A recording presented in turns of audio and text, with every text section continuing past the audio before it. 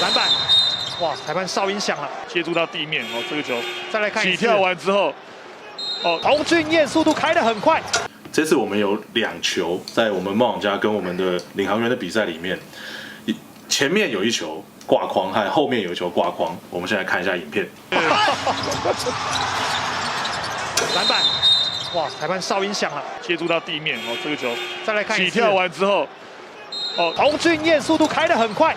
第一球发生是在第1节，因为当下裁判认为他有拉框，那有做一个所谓的引体动作，那马上给吹判，如果按照规则36.2.1是没有错的，但我们到目前这40球场下来，只有第一次的挂框的吹判是第一次的。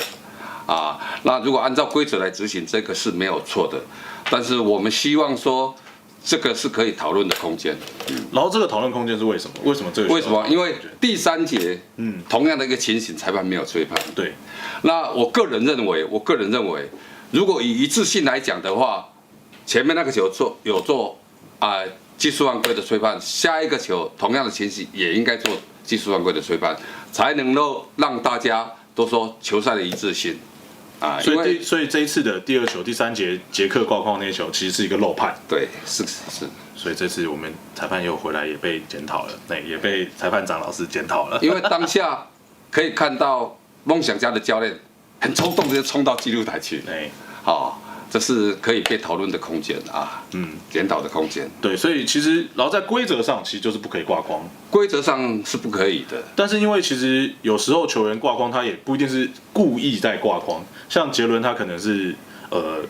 他们其实那时候在解释，一直在讲嘛，说他其实是为了，因为我那天我在记录台后面，然后他们就在讲说他是在保护他自己啊，诸如此类的这些事情。所以老师是因为这样，你觉得为了比赛的流畅性，所以才有讨论的空间，说这种球可以不要吹吗？对，因为安全性的考量，往后我们会给裁判组这边会给执法裁判来做一些建议，说如果有这样的情形。因为这个有时候因为安全性的考量，可以放过就放过，这个球赛也比较顺畅一点。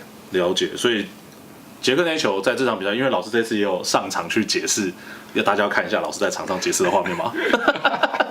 对，就是老师有在场上解释了，所以这一球在第3节的时候，杰克那球没吹的时候，所有人我们心里在想说，哇，糟了，这礼拜裁判好说又要解释了。